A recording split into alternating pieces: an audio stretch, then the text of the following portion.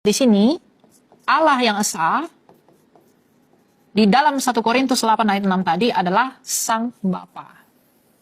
Nah, diberi istilah Bapa.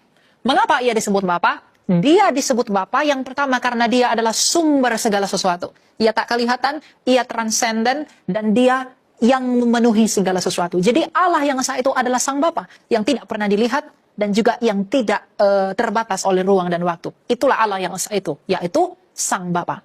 Lalu dikatakan kita memiliki satu Tuhan, yaitu Yesus Kristus. Sebelum memahami Yesus Kristus yang adalah bagian dari Kristologi, kita akan berbicara tentang Tritunggal dulu.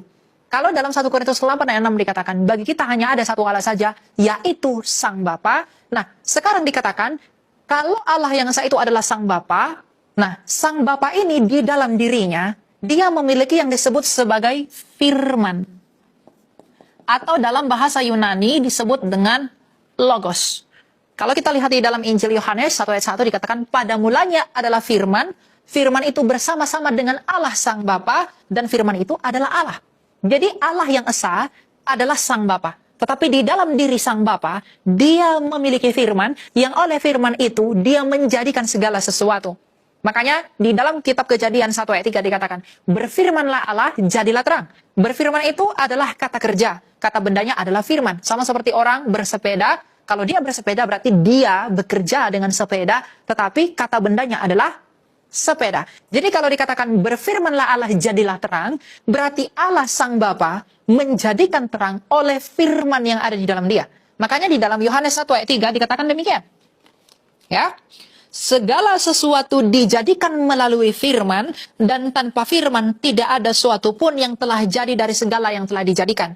Jadi dengan jelas, Injil Yohanes mengatakan bahwa tanpa firman yang di dalam Bapa, Bapa ini tidak menjadikan segala sesuatu. Artinya Sang Bapa menjadikan manusia, menjadikan bumi, langit serta isinya, itu adalah oleh firman-Nya yang ada di dalam dia sejak kekal.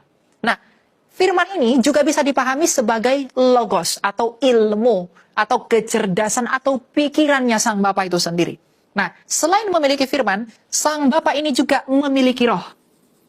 Yang oleh roh ini, dia menghidupi segala sesuatu. Kalau kita baca dalam Ayub 33 ayat 4 dikatakan bahwa roh Allah yang membuat aku hidup.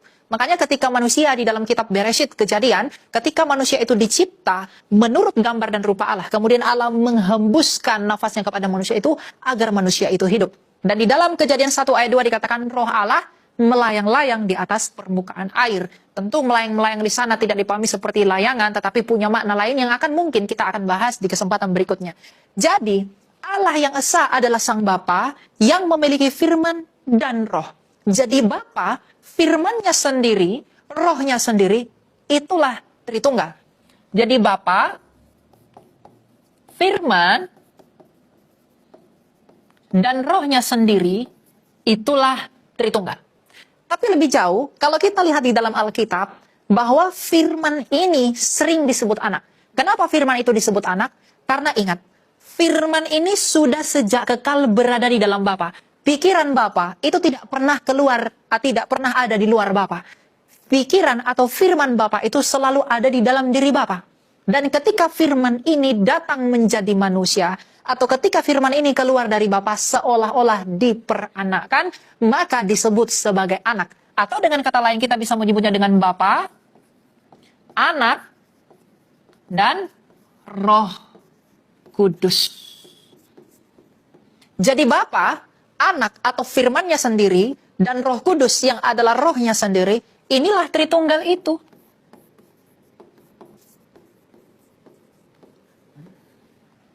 Jadi Tritunggal itu tidak berbicara tentang berapa Tuhan, tapi berbicara tentang bagaimana Allah. Nah masalahnya, kalau ada Bapa, firman dan Roh Kudus, Bapa, Anak dan Roh Kudus, lalu ada berapa Allah? Nah, kita tetap setia kepada pembuka kita yang mula-mula. Allah yang esa adalah Sang Bapa. Hakikatnya Sang Bapa ini adalah Allah. Nama keagungan Sang Bapa ini adalah Yod-He-Vav-He. Jadi nama keagungan Bapa adalah Yod-He-Vav-He, firman adalah Yod-He-Vav-He, Roh Kudus adalah Yod-He-Vav-He. Karena arti Yod-He-Vav-He ini adalah yang ada dan selalu ada. Nah, Allah yang esa adalah Sang Bapa yang memiliki firman dan roh. Kalau Bapa ini adalah Allah, kalau Bapa hakikatnya adalah Allah, maka firman-Nya Bapa pastilah Allah, dan rohnya Bapa pastilah Allah. Tapi tidak ada tiga Allah, hanya ada satu Allah. Sama seperti saya, kalau tubuh saya manusia, maka firman atau pikiran saya pasti manusia, dan roh yang ada di dalam saya pasti manusia. Tetapi tidak ada tiga manusia, hanya ada satu manusia. Jadi kalau Bapa itu adalah Allah yang esa itu, maka firman yang di dalam Bapa dan rohnya yang di dalam Bapa pastilah Allah, tapi tidak ada tiga Allah, hanya ada satu Allah.